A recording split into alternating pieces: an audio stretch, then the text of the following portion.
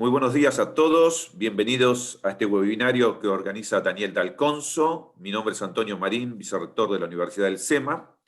El título de hoy, Nuevo Horizonte Gremial Post-Pandemia, a cargo del doctor Martín Castelli.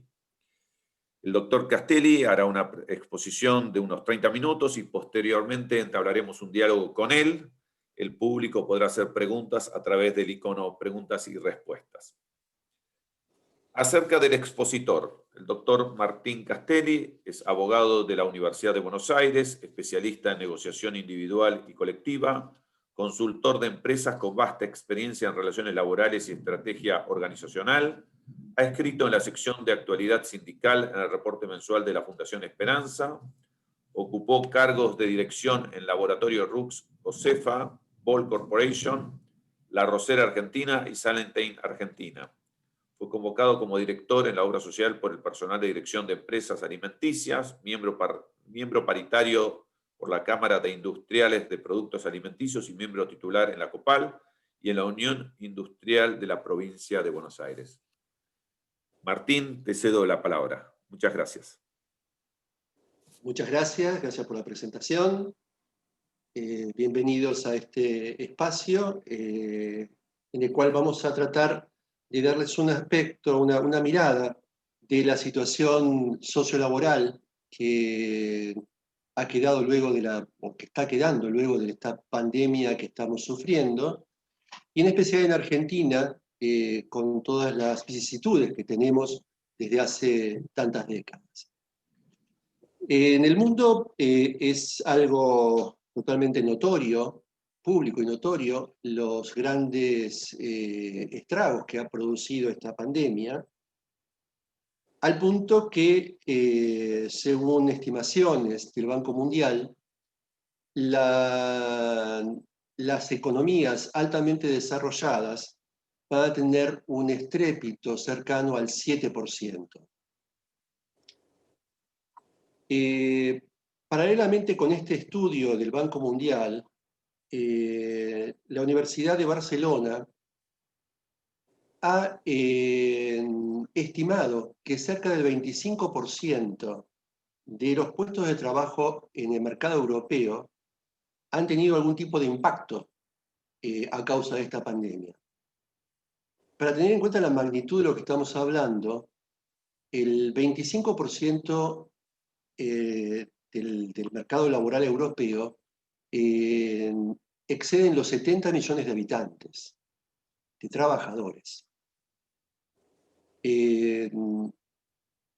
Al mismo tiempo, lo que se nota es que no todo el efecto nocivo que tuvo la pandemia va a ser notada en forma uniforme en todas las actividades. Así hay actividades que han tenido un impacto más negativo que otros. Por ejemplo, el sector tecnológico, el sector farmacéutico, no han sufrido tanto como todos aquellos sectores industriales o comerciales que requieren más del contacto directo o del ocio y la recreación. Por ejemplo, casos como la hotelería, casos como el turismo, la gastronomía, que han tenido mucho más efectos nocivos en su desarrollo. Este trabajo concluye en que las actividades en el futuro no todas van a ser recuperadas, sino que hay una gran cantidad de trabajadores que van a tener que ser reconvertidos. Oppenheimer no hace mucho tiempo había anticipado la destrucción de ciertos puestos de trabajo a causa de la modernidad. Se lo veía como algo muy futurista, como algo no muy realista, pero lo que esta pandemia nos ha traído es acelerar los tiempos y darnos cuenta que realmente el desarrollo de la robótica y el desarrollo del teletrabajo ha puesto de manifiesto que hay muchos puestos que van a dejar de tener vigencia. Para los países esto va a ser algo muy importante, va a ser un desafío interesante, puesto que evidentemente las economías altamente desarrolladas, inclusive, se entiende que en Europa, por ejemplo, cerca de 10 millones de puestos de trabajo van a tener que ser reconvertidos, reinventados en los próximos años. Sin perjuicio de eso, por supuesto que el impacto de la pandemia provocó estragos en la economía, pero a diferencia de los países latinoamericanos, por supuesto que tanto Europa como Estados Unidos tienen redes de contención social mucho más sólidas. Por ejemplo, para ponernos en magnitud, en Estados Unidos el grupo Disney se santeó a 30.000 puestos de trabajo. Para la Argentina sería un disparate, pero en Estados Unidos la creación de puestos de trabajo es tan ágil, es tan fácil, que no van a ser trabajadores desocupados de por vida, y por el tiempo que van a estar desocupados van a tener una contención social muy importante, más aún porque los sindicatos han negociado con el grupo Disney, en este caso, pensiones adicionales que estaban en el orden de los $300 mensuales, es decir, 50.000 pesos de nuestra moneda. La pandemia también golpeó mucho en el resto de los países latinoamericanos. Se ha dicho en algunos comentarios que hay países en Latinoamérica que han tenido menos impacto, nombrándose por ejemplo a Brasil. Brasil, el último reporte de desocupación indica que tienen aproximadamente un 14% de su población desocupada, es decir, prácticamente igual que en la Argentina. Y para tener una magnitud de lo que estamos hablando, en el mismo periodo del año pasado, su índice de desocupación era del 11%. Es decir, de una manera u otra, Brasil también tuvo su impacto. Y la economía informal también está en el orden del 40%. Más allá que tuvieron mejores o peores medidas, la pandemia golpeó igual. Uruguay es un caso distinto, en el cual ustedes vieron que hay un impacto de la pandemia muy inferior comparado con cualquier país del mundo, ya sea porque tomaron mejores medidas sanitarias, ya sea porque el virus caminó menos en virtud de que la movilidad de su población es inferior al resto de los países, ya sea por lo que decía Bolsonaro respecto de los pobladores de las favelas. Los uruguayos son tocados por la mano de Dios. Yo creo que es porque han tenido el pueblo uruguayo una responsabilidad y una disciplina que el resto de los países no hemos tenido, y ahí está el kit de sus buenos números en cuanto a la pandemia. Pero igualmente el impacto lo van a sufrir. Tomen en cuenta, solamente hace unos pocos días los trabajadores, los profesores de establecimientos secundarios hicieron movilizaciones, están tomados liceos, que son los establecimientos de la enseñanza secundaria, porque se oponen a un recorte que tiene que hacer el Ministerio de Educación. En Uruguay lo que estaban proponiendo hacer era que ciertas materias del secundario se den en forma virtual, de manera que se van a poder hacer cursos con mayor cantidad de alumnos y menos cantidad de horas hombre de los trabajadores de la educación. Por consiguiente, eso iba a repercutir en algún momento en la reducción de puestos de trabajo. Para terminar con Latinoamérica, es muy importante ver qué es lo que ha hecho México respecto de su problema. México, en lo que se refiere al sector público, es importante ver lo que ha hecho con Aeroméxico. Aeroméxico es una compañía de aeronavegación monstruosa, muy grande, es la más grande de Latinoamérica, y ha dispuesto el despido de 3.000 personas, de 3.000 trabajadores, y ha entrado en Estados Unidos en el Chapter 11, que es una especie del concurso preventivo de acreedores. Evidentemente, la actividad de la aeronavegación fue una de las que más ha sufrido el impacto de la pandemia, principalmente aquella actividad que estaba relacionada con el mercado internacional. Pero esta es una línea de bandera, es decir, es el mismo concepto que tenemos en Argentina de Aerolíneas Argentinas. Aerolíneas Argentinas no fue tocado ni su personal ni su salario. México golpeó duramente al personal que está, de alguna manera, ligado a puestos de trabajo públicos. Y en el sector privado, que todos consideramos que es el motor que nos va a permitir salir de este pozo, López Obrador acaba de mandar una iniciativa legislativa por el cual se prohíben el outsourcing. Como ustedes saben, la tercerización de las actividades complementarias de las empresas son útiles por cuanto quienes se especializan lo pueden hacer estos trabajos complementarios con una técnica más elaborada, con mejor calidad y con menores costos, que en definitiva van a impactar en los menores precios de los productos y de los servicios, y a su vez también pueden ser facilitadores para la colocación de estos productos en exportación. El motivo por el cual López Obrador consideró que debía ser prohibido el outsourcing es porque los empresarios habían hecho uso excesivo, doloso de esta práctica.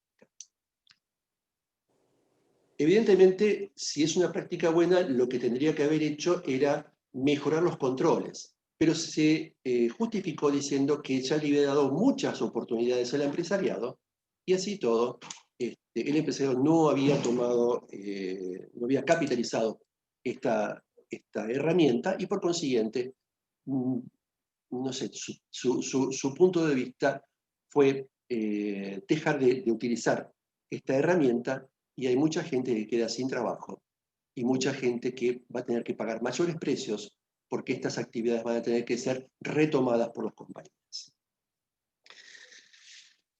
En Argentina, la pandemia nos impacta en dos aspectos principalmente, que son el atraso de la negociación salarial, que eso no ocurre en el mundo, pero en Argentina sí a causa de nuestros grandes índices inflacionarios. Y por otro lado, también tenemos la desocupación y la economía informal creciente. Respecto de la negociación salarial, en el sector público, grandes sindicatos todavía no han terminado de completar sus negociaciones, llámese aeronavegantes, llámese ferroviarios, ATE, docentes. Y llamó la atención que Schmidt, Juan Carlos Schmidt, uno de los líderes de la CGT, indicó que no van a permitir las negociaciones salariales con topes. ¿Cuál es el motivo? Evidentemente la Argentina está en una negociación con el Fondo Monetario y no tiene los recursos suficientes como para poder solventar aumentos demasiado importantes en el sector público, por lo cual se cruzó la idea, principalmente de parte del diputado Yasky de la CTA, que dijo que quizás era el momento de imponer aumentos salariales fijos, lo cual, bueno, esta fue la reacción, el rechazo por parte de los sindicalistas. Luego se atemperó y se dijo, Moroni declaró que iba a ser un piso a cuenta de futuros aumentos, pero en definitiva lo que se está buscando es estirar un poco la negociación. Sea como fuera, la negociación en el sector público también genera una discusión bastante interesante, que es en cuanto a los trabajadores esenciales. Los ferroviarios, por ejemplo, han trabajado durante todo el tiempo de la pandemia, puesto que eran trabajadores esenciales. Otros sectores no lo han hecho. Entonces, el cuestionamiento es, si realmente les corresponde a todos los gremios estatales ser tomados de la misma vara. Este tema también fue abordado, o es abordado, en el sector privado, pero con un criterio un poco distinto. Principalmente porque las actividades que han sido consideradas esenciales, en cuanto a los números, no presentan o no parecen presentar un resultado tan negativo como aquellos sectores que sí han tenido que padecer el 100% de la pandemia y por consiguiente cero en cuanto a su comercio y en cuanto a su industria. El otro factor que estamos viendo importante es el aumento de la desocupación y de la economía informal. Históricamente, el mundo sindical consideró que los índices de desocupación y de economía informal no eran un tema que tenía que estar en la agenda sindical, puesto que ellos eran auxiliares del poder de policía, pero no eran justamente los responsables de las consecuencias de esos números altos. El Estado, el gobierno, no está marcando una política clara en cuanto a cómo va a combatir en los próximos meses este flagelo. Y del empresariado, la imagen que siempre se tiene es que tiene una situación pasiva, en tanto y en cuanto no sean empujados a brindar una solución al respecto, están a la expectativa.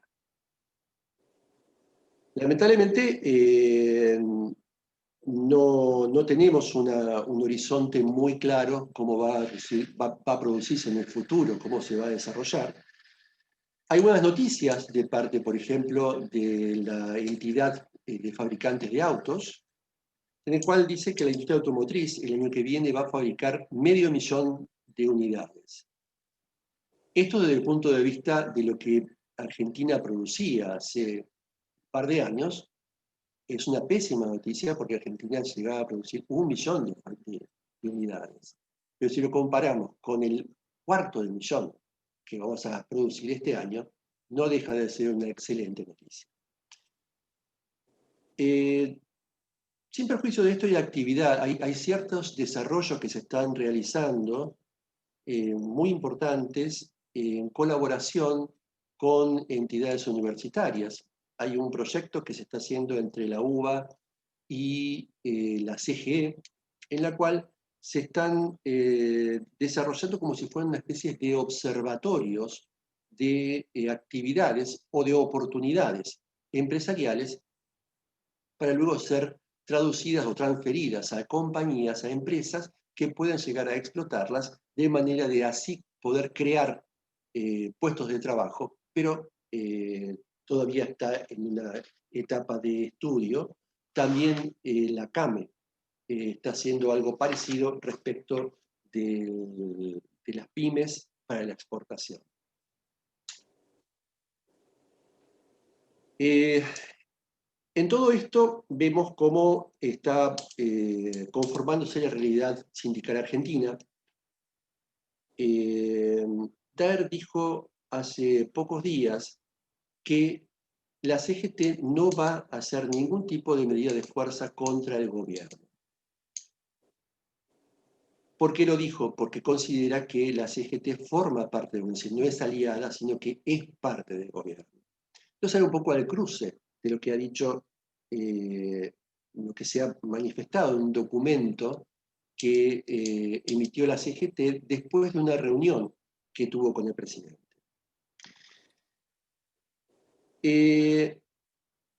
Esta cuestión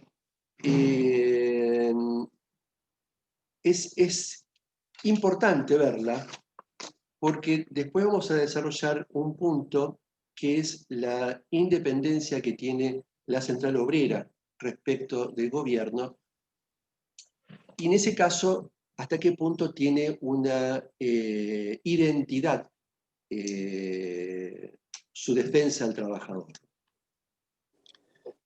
En la entidad gremial, hoy en día, en sus charlas con el presidente y más aún, tienen 4 puntos principales de trabajo. El primer punto es el mantenimiento de la ayuda del gobierno a los sectores más postergados y principalmente a los sectores productivos. Tiene mucha preocupación en este aspecto, pero por supuesto está muy hackeada esta posición principalmente por la falta de recursos que tiene el Estado, más aún en cara a la negociación con el Fondo Monetario. Segundo punto importante que tiene la Central Obrera es que el ajuste que están por percibir los jubilados no sea ruinoso para su economía y piden una fórmula que sea de esfuerzo compartido. Esfuerzo compartido entre el gobierno, esfuerzo compartido entre los trabajadores, entre los que reciben planes sociales y entre las empresas. El tercer punto importante es que no aceptan ningún tipo de reforma laboral, ni tampoco de reducción de empleados públicos. Es decir, se cierra en una posición en la cual no se sabe entonces por dónde va a pasar el ajuste. Evidentemente, el ajuste no tiene que pasar completamente por los trabajadores, pero no deja ninguna posibilidad de negociación. Considera que detrás de las reformas está la mano del Fondo Monetario, y por eso mismo cuando fue la reunión con el Fondo Monetario, la entidad gremial fue muy clara en ponerle pautas a que el ajuste no puede pasar por los trabajadores únicamente. Es más, le exigió al Fondo Monetario que presente un plan de pagos que sea acorde a lo que estaban pidiendo. Es decir, dio vuelta un poco la temática. Cuando uno pide plata y después no puede pagar, es uno el que tiene que pedir un nuevo plan de pagos, no el acreedor. El acreedor está esperando porque ya evaluó una forma de pago. Y el cuarto punto, tímidamente, es algo bastante auspicioso, que fue la reunión que tuvo la CGT con la gente de la AEA. Esta reunión, si bien no profundizó en temas, emitió un comunicado en el cual deja claro que la actividad privada es realmente el motor de salida de esta pandemia. Empero ello, ustedes fíjense que el sindicalismo lo vio con ojos muy críticos. Pedro, de la CTA autónoma, llegó a catalogar que había un tufillo a reforma laboral. ¿Por qué motivo? Porque si están sentados en una mesa grandes popes como Magneto, como Pagani, como Galperín, Roca, ya automáticamente hay prejuicio por parte de muchos sindicalistas a considerar que que no puede haber un acuerdo con esta gente. Ya tienen una postura de combate que les impide cualquier tipo de acuerdo.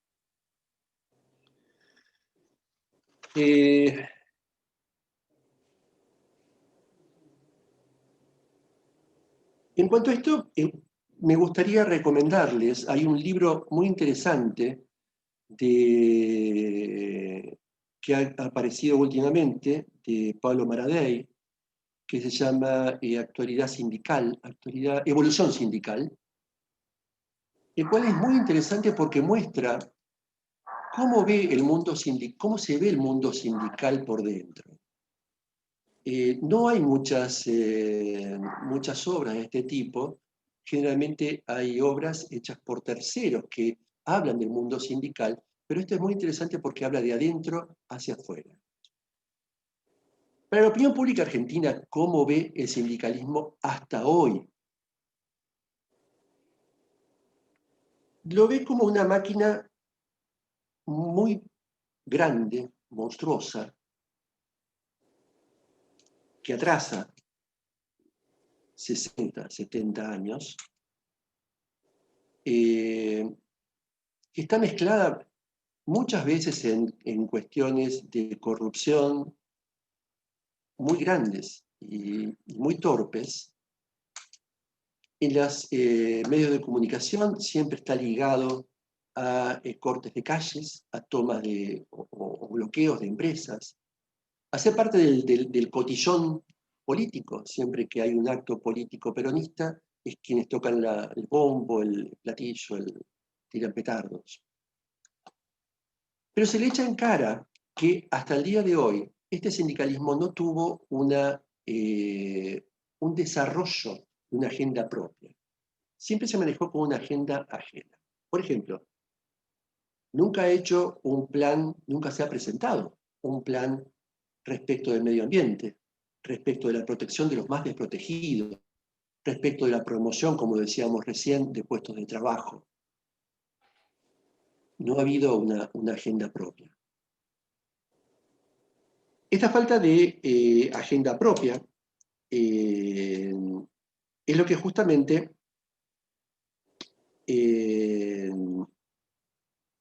se pone en tela de juicio a partir del año que viene. En 2021 va a haber cambio en las autoridades de la CGT. Y la pregunta es si no es tiempo que el sindicalismo provoque un nuevo sindicalismo que sea partícipe en las decisiones, o al menos como un foco de presentación de proyectos. Pero no proyectos partidarios. El sindicalismo es muy importante para el desarrollo de las empresas. No es el enemigo. Ni la empresa es enemigo del sindicato, ni el sindicato de las empresas. Tanto es así que para el 2021, Pablo Moyano, que lidera uno de las corrientes internas del sindicalismo, la corriente sindical, junto con Plaini y su hermano Facundo, considera que es tiempo que vengan nuevas camadas. Él habla de Brey, de los aeronáuticos, habla de Pariente, del nuevo sindicato de motoqueros, lo cual es notorio que esté separando a los gremios denominados gordos. ¿Por qué motivo? Porque justamente considera que no tienen un objetivo claro, sino que van zigzagueando entre los empresarios, de reunión con ADEA, y el gobierno. Otra gente dice que realmente lo que está buscando Pablo Moyano es el efecto clamor y que en definitiva sea elegido él como el futuro dirigente máximo de la CGT. Es importante ver que hay otro invitado a la mesa, que es el avenimiento de la Cámpora. La Cámpora hasta ahora era un organismo que buscaba liderar un sector del movimiento, y vemos que tuvo un cambio muy importante en su estrategia a partir del año pasado. Comenzó a discutir en territorios que eran denominados o considerados propios de determinados caudillos territoriales. En un principio, para la Cámpora no era muy interesante el ambiente sindical, salvo para poder catapultarse después al terreno político, pero ha cambiado mucho, hay ya muchas comisiones internas que están respondiendo a estos liderazgos, y bueno, la diferencia que tienen con el sindicalismo tradicional, que son mucho más combativos y son menos reflexivos a la hora de llegar a algún tipo de negociación. Y la tercera pata es la izquierda. La izquierda está teniendo un crecimiento, muy lento todavía, no es representativo, pero sí ha tenido un crecimiento importante en los últimos años. Es importante ver el crecimiento que tuvo, por ejemplo, Romina del Pla, hoy diputada nacional, que le ha disputado mucho el liderazgo del mayor gremio de docentes de la provincia de Buenos Aires, a Baradel. En Suteba Capital está la Laguna, se llama, es una señora, Liliana Laguna, que ha ganado Suteba Capital. En todo lo que es magisterio, se ve que la izquierda está teniendo muy buenos resultados. En ATE Ministerio de Trabajo y ATE Ministerio de Educación también. Siguen manteniendo ciertos referentes importantes, como por ejemplo el Pollo Sobrero en el ferrocarril Sarmiento, o el que está en subterráneo B de la Carbonara. Y también es muy importante lo que ha logrado Alejandro Crespo en el sindicato de neumático. Alejandro Crespo es dirigente del Partido Obrero y ha sido elegido secretario general de este sindicato. Es el primer sindicato fabril que está siendo conducido hoy por la izquierda. ¿Cuál es la ventaja que tiene la izquierda en estos casos? La izquierda tiene una chapa que no tiene el resto de los sindicatos. No responde a ningún gobierno. Tiene una autonomía ideológica que les permite mantener un discurso mucho más potente respecto de los trabajadores, los cuales no tienen por qué doblegarse ante ninguna presión política, cosa que quizás sí se produce en otros gremios que están afiliados de alguna u otra manera a un partido político. ¿Cuál es la contra que tiene la izquierda? Que todavía sigue muy atomizada. Es decir, es un tema, si se deja de atomizar, no sé cuál sería su techo, pero tiene un crecimiento realmente garantizado porque tiene una autonomía. Digamos, su nivel de discusión llega a que está criticando, está haciendo una crisis muy grande en cuanto a la representación de los dirigentes gremiales, si es que tienen, como dijo Daer, son parte del gobierno, hasta qué punto tienen una identidad con el trabajador y no con el gobierno. Yo creo que me he excedido un poquito de tiempo, no sé cómo estoy, pero me gustaría comentarles un solo ejemplo que creo que es importante destacar y me parece que es algo que tenemos que aprender de cosas que no hay que hacer, que es el caso del Mercado Libre. Mercado Libre es una empresa, la empresa más importante desde el punto de vista bursátil a nivel mundial. Y firmó en su momento un convenio colectivo de trabajo con el sindicato de carga y descarga para el desarrollo de un depósito en Ezeiza. En el gobierno de Mauricio Macri se intentó hacer una reforma laboral, no se hizo, no se quiso, no se pudo. No había caso, no pasó legislativamente. Pero sí hubieron algunos convenios colectivos de trabajo que receptaron algunas de esas ideas que se quería poner legislativamente y que en este caso ocurrió. También ocurrió, por ejemplo, en el caso de Vaca Muerta. No fue el único caso. La cuestión era las modificaciones que tenía era, por ejemplo, que no había obligación de tener delegados por turno, había un banco de horas, había una serie de cosas que no están en la legislación hoy, no están prohibidas, pero tampoco están en la legislación. a una cita prohibida.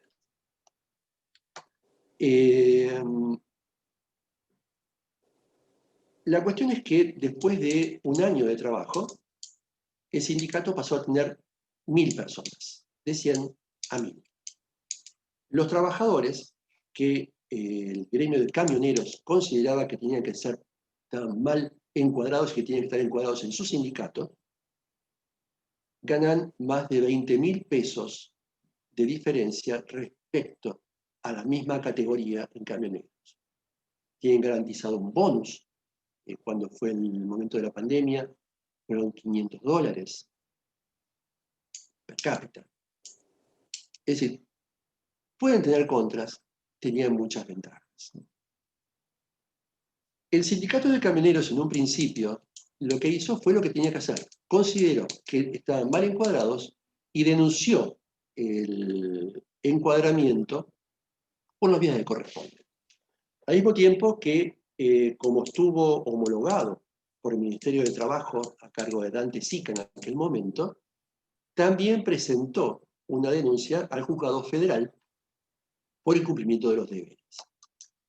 En el juzgado de Rafecas, que fue donde cayó esta causa, se lo citó 2 veces a Moyano. Ustedes saben, cuando hay una denuncia hay que ratificarla. Nunca la ratificó. Pero después de empezar esta cuestión por las vías que corresponden, porque supongamos que tiene razón Camioneros y que estaba mal encuadrado, comenzó otra estrategia: el bloqueo de la fábrica, las amenazas, la violencia. ¿Qué pasó? O sea, ¿qué cambió? En el mismo tiempo, lo que se comenta es que salió la resolución por la cual se permitió a los quebrados poder negociar con la AFIP y de esa manera poder eventualmente, si es que se dan otras condiciones, poder superar los concursos.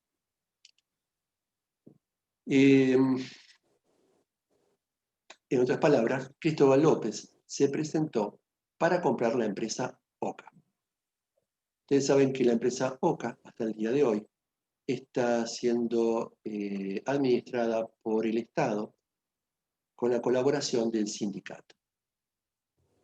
Y se entiende que OCA, si desaparece ese depósito de Seiza, sería el encargado de tener el monopolio de la distribución de Mercado Libre, de Alibaba y de Amazon. Estas son las cosas que le hacen mal al sindicalismo, y lo que yo les decía recién, que siempre aparece ligado de una forma u otra a hechos de corrupción o hechos que pueden ser asimilados a hechos de corrupción. Para finalizar, me gustaría comentarles un poco de la estrategia. Evidentemente no da lo mismo tener una comisión interna que otra.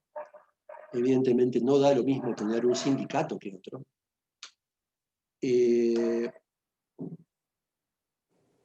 Porque evidentemente nosotros tenemos que seguir trabajando con ellos. Y ellos tienen que seguir trabajando con nosotros. O sea, no somos compartimentos estancos. Estamos totalmente intercomunicados. La pregunta es entonces si como profesionales de recursos humanos y especialmente como especialistas en relaciones laborales, tendríamos que tomar una posición más activa o no respecto de estos cambios que se avecinan. Si coincidimos que nuestra función en las organizaciones es proveer el más humano de los recursos, pero un recurso en sí que necesitamos que debe tener cierto efecto, creo que la respuesta es evidente, es obvia.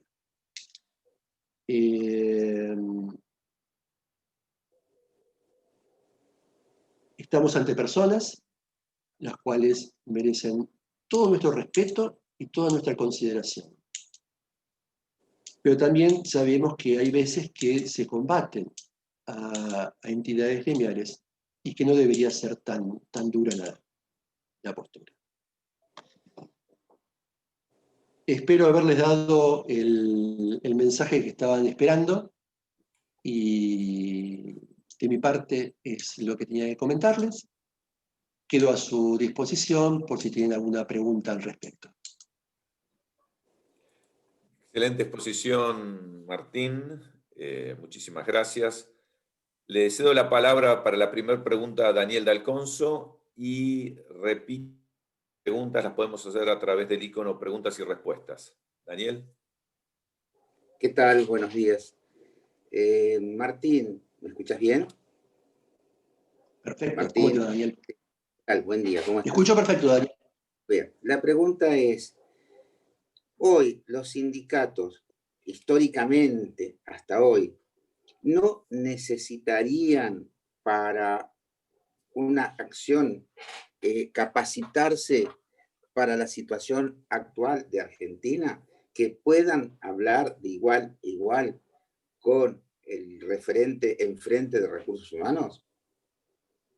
Sí, es evidente y por eso creo que el 2021 es el momento para que las nuevas camadas gremiales puedan llegar a tener puestos realmente importantes. Yo siempre me fijo, ustedes se dan cuenta, cuando ven la dirigencia gremial, siempre ven gente con pelos canos o sin pelos. O sea, gente como nosotros que, no digo que no tengamos sabiduría, pero tenemos muchos años y no siempre vemos la realidad que tiene que verse. El mundo sindical es constante, es ágil, están permanentemente trabajando en las modificaciones que van habiendo en los procedimientos. Si el dirigente gremial se aleja de cómo es el puesto de trabajo, de cómo es la actividad, evidentemente no sabe quién está representando. Y la capacitación es muy importante, es fundamental. Estábamos hablando recién de la reconversión que tiene que producirse en muchos puestos de trabajo que van a desaparecer. Yo no sé hasta qué punto los dirigentes gremiales hoy, ojo, no solamente dirigentes gremiales, hay muchos dirigentes empresarios también, pero se da más en el sector gremial, si están al tanto de estos avances tecnológicos, si pueden llegar a comprender todo esta modificación que se está produciendo. Evidentemente necesitamos gente capacitada,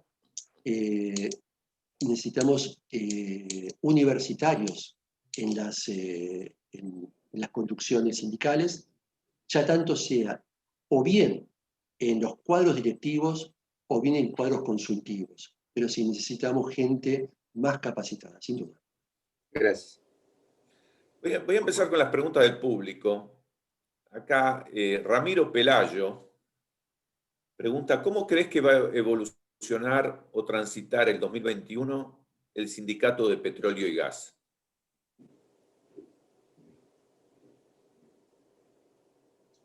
A ver, ahí no sé exactamente por qué motivo lo pregunta, si hay alguna razón específica, pero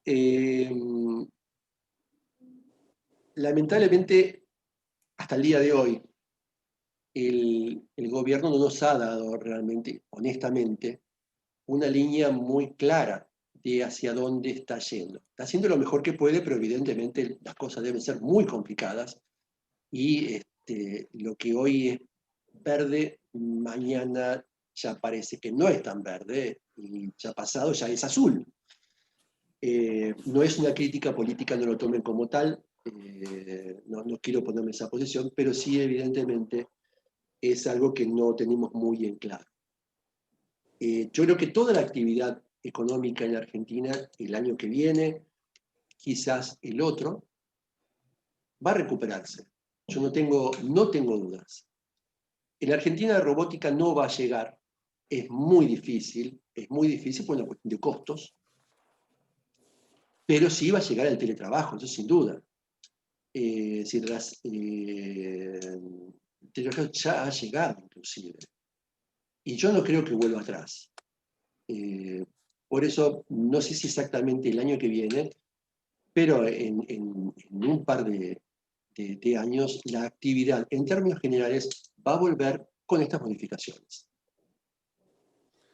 Ya que mencionaste la ley de teletrabajo, ¿cuál es tu opinión? ¿Es viable? ¿Cómo No, está? mira, en términos generales, yo creo que siempre que se trata de regular una actividad, se está tratando de regular en Argentina con fines fiscales o con fines totalmente disruptivos. Lamentablemente, entre los legisladores que han trabajado en esta reglamentación, no lo digo de manera crítica, lo digo con absoluta posición de sumar, no han trabajado en la actividad privada.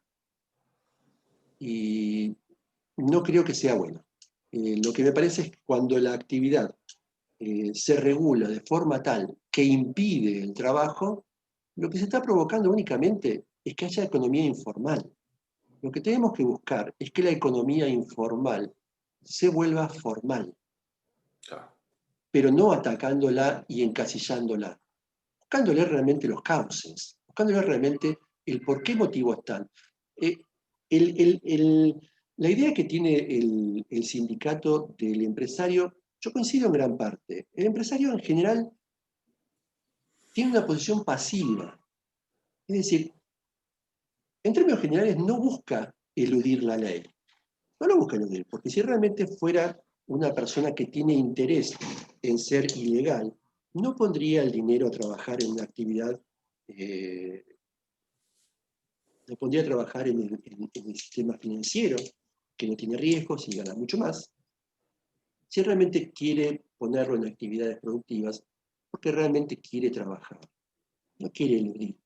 Pero por supuesto, si no lo hace, no tiene los controles necesarios, no va a cumplir. Hay que dar las herramientas para que pueda cumplir y para que el negocio realmente sea rentable. No me parece bueno, Antonio, me parece que en algún momento la Argentina va a tener que cambiar.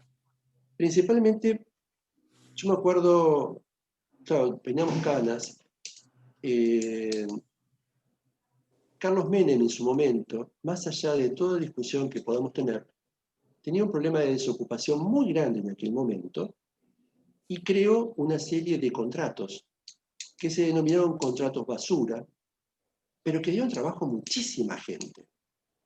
Está bien, en condiciones que no debían ser.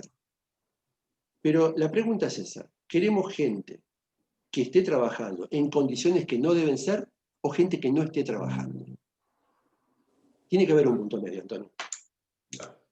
¿Pensás que el tema de la doble indemnización, la prohibición de despido también, digamos, también son regulaciones que no ayudan a fomentar el trabajo? No, eso lo que provoca es justamente expulsar esa Expulsar. posibilidad. Claro. Yo tengo que trabajar, tengo que contratar a una persona, evidentemente tengo que computar, tengo que hacer una provisión de esos Sí, sí. costos. Evidentemente no es la forma, es decir, hay que proteger al trabajador que se quede sin trabajo, que no se quede sin trabajo, por supuesto, pero no es la manera, tiene que haber otra alternativa. Hay otra alternativa. ¿La alternativa cuál es? Que sea un país que sea más creador de puestos de trabajo. Seguro. No lo está haciendo. ¿Pensás que después del 25 de enero continuamos con el tema de la doble y la prohibición de despido? ¿O pensás que...? Mm, yo espero que no. Vuelvo a ¿Vos decirte, el creés? Estado es muy errático, el gobierno es muy errático, pero espero que no. Espero que busque otra alternativa que sea más potable. Aparte que la prohibición de despidos. Hace unos años, el laboratorio Menarini, un laboratorio muy importante italiano, eh, dejaba el país, o al menos dejaba una gran cantidad de trabajadores. Como ustedes saben, la ley de empleo establece en forma obligatoria que cuando supera determinada cantidad de despidos respecto a la nómina de personal, hay que hacer un procedimiento preventivo en el Ministerio de Trabajo.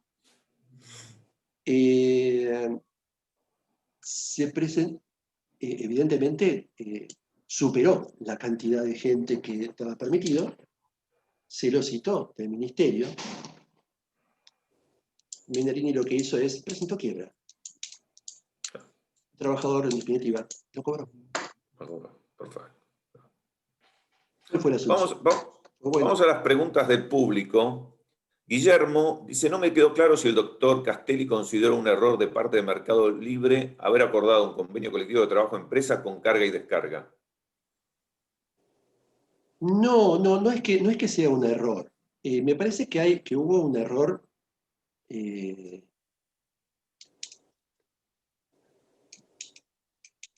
político. Todos somos personas grandes y tenemos responsabilidades respecto de la gente que se contrata. O sea, el personal no tiene que pagar por errores. No fue un error, no digo que fue un error el acuerdo que hizo Mercado Libre. Entiendo que lo habrá hecho con toda su mejor voluntad y es más, los trabajadores están recibiendo un salario muy superior al que hubieran percibido de otra manera. No estoy discutiendo eso me parece excelente y confío en la buena fe tanto de Galperín como de Vila, que es el secretario general del sindicato de carga y descarga. Lo que pasa es que dejó una pata afuera de esta negociación, que es el sindicato de trabajadores de los camioneros. Me parece que hubo un error no de Galperín, quizás el error, Antonio, es de la persona que manejaba las relaciones laborales. No lo sé, evidentemente a los hechos me remito que hubo un problema, hay un problema, y el problema se resolvió de la peor manera posible, quizás todavía ni siquiera vimos el final. Pero no estoy diciendo que fue un error liso y llano y únicamente de Mercado Libre, no para nada. Perfecto. Fernando puso una doble pregunta. Dice, ¿cuán conflictivo o no será el 2021 desde el punto de vista de relación sindicato-empresas? Después, ¿tomarán una postura más hostil o serán dialoguistas como fue el presente año? Mira, yo creo que ahí va a depender muchísimo de cómo se desarrolle la cúpula de la CGT. Si la CGT sigue en esta posición tan tibia, yo creo que vamos a tener un problema serio. Yo apuesto a que dentro del organismo de la CGT actual hay cuadros muy interesantes, como decía antes Daniel, muy preparados. Yo creo que tienen paso. Si a esta gente se le da paso, yo creo que podemos tener un 2021 mucho mejor. Evidentemente va a ser bastante conflictivo porque nuestros problemas son muy graves. Yo no creo que haya terminado la sangría en las empresas. Yo creo que va a seguir. Este año va a ser muy complicado en ese aspecto. Dios quiera me equivoque, pero la lógica implica eso. Entiendo que vamos a tener que estar preparados. Bien. Rodolfo, y ya nos vamos acercando a la hora, ¿cómo ve el futuro sindical de los repartidores como Globo, Rappi, que han crecido tanto en esta pandemia? Sí. Bueno, es justamente uno de esos sectores que decíamos que no han sido tan golpeados, sino que al contrario, que han tenido un desarrollo. A ver, creo que en Argentina hay mucho prejuicio respecto de la actividad manual. Evidentemente a nadie le gusta ver a una persona que limpia baños, pero el baño tiene que estar limpio, alguien lo tiene que hacer. Es una tarea. Los chicos hoy en día hacen tareas de cadete. Yo he sido cadete en mis inicios de mi actividad y no me avergüenza. Estos chicos llevan recados y existe. No lo veo mal me parece que es un trabajo digno. Hay que darles la cobertura que corresponde, seguro. No pueden estar en la intemperie, no pueden, en la intemperie en el sentido, no pueden estar sin la cobertura de ropa y demás coberturas sociales y salariales que correspondan. Pero de por sí me parece que es una de las actividades que se ha desarrollado en este tiempo y que forma parte de nuestro mundo actual. Sí, sí. Bueno, vamos a la última que entró, que es interesante por ahí porque toca las pymes. Dice Juan Diego, pregunta, ¿ve factible para el año que viene algún tipo de incentivo a las pymes para generar puestos de trabajo vía reducción de los impuestos y o cargas salariales? Se está trabajando en eso. Sé que la CAME está trabajando muchísimo y principalmente está trabajando en proyectos de comercio exterior. Así que sería esperable que ocurra eso. Sería esperable. Daniel, ¿querés hacer un cierre? Sí, está bien, Antonio.